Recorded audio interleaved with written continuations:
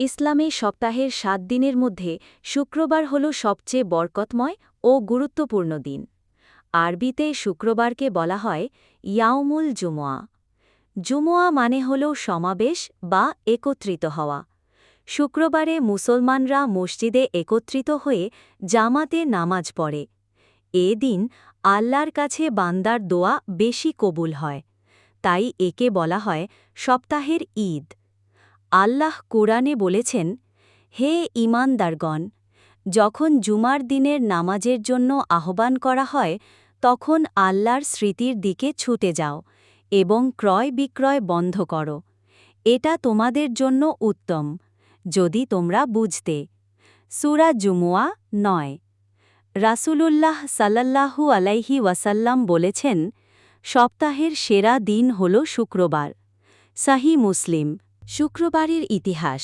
আদম আলাইহিসসালামকে আল্লাহ শুক্রবারে সৃষ্টি করেছেন। সেদিনই জান্নাতে প্রবেশ করান এবং একই দিনে দুনিয়ায় নামানো হয়। কিয়ামতও শুক্রবারেই ঘটবে। কুরআনে শুক্রবারের উল্লেখ। কুরআনে সূরা জুমুয়ায়ে আল্লাহ বলেন, জুমার আহ্বান হলে ব্যবসা বাণিজ্য ছেড়ে আল্লাহর শ্রবণে ছুটে যাও। এটি প্রমাণ করে শুক্রবারের মর্যাদা কত বড়। হাদিসে শুক্রবারের গুরুত্ব। রাসূল সাল্লাল্লাহু আলাইহি ওয়াসাল্লাম বলেছেন, সপ্তাহের সেরা দিন শুক্রবার। আরেক হাদিসে এসেছে, শুক্রবারে একটি বিশেষ সময় আছে যখন বান্দার দোয়া আল্লাহ কবুল করেন। জুমার নামাজ ও খুতবা। শুক্রবারের সবচেয়ে বড় ইবাদত হল জুমার নামাজ। ইমাম খুতবা দেন, এরপর ২ রাকাত নামাজ জামাতে পড়া হয়। এই নামাজ প্রত্যেক মুসলিম পুরুষের ওপর ফরজ।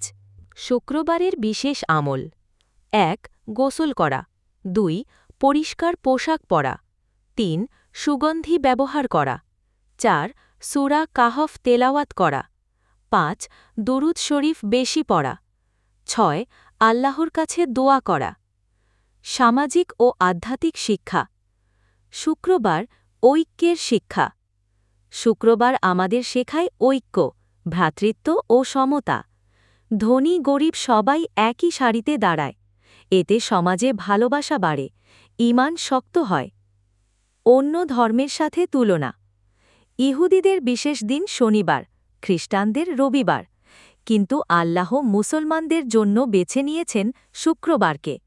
তাই জুমা হল মুসলমান উম্মাহার ঐক্যের প্রতীক। শুক্রবার থেকে শিক্ষা। শুক্রবার আমাদের শেখায় আল্লাহর ইবাদতকে অগ্রাধিকার দিতে, পাপ থেকে বিরত থাকতে, দোয়া ইস্তেগফার করতে এবং সমাজে ন্যায় ও ভ্রাতৃত্ব প্রতিষ্ঠা করতে। উপসংহার: শুক্রবার সাপ্তাহিক ঈদ। শুক্রবার হল মুসলমানদের সাপ্তাহিক ঈদ। এদিন আমরা আল্লাহর দিকে ফিরে যাই, নামাজ পড়ি, দোয়া করি এবং ঐক্যবদ্ধ হই। আমাদের উচিত এই দিনকে ইবাদত ও সৎ কাজে ব্যয় করা।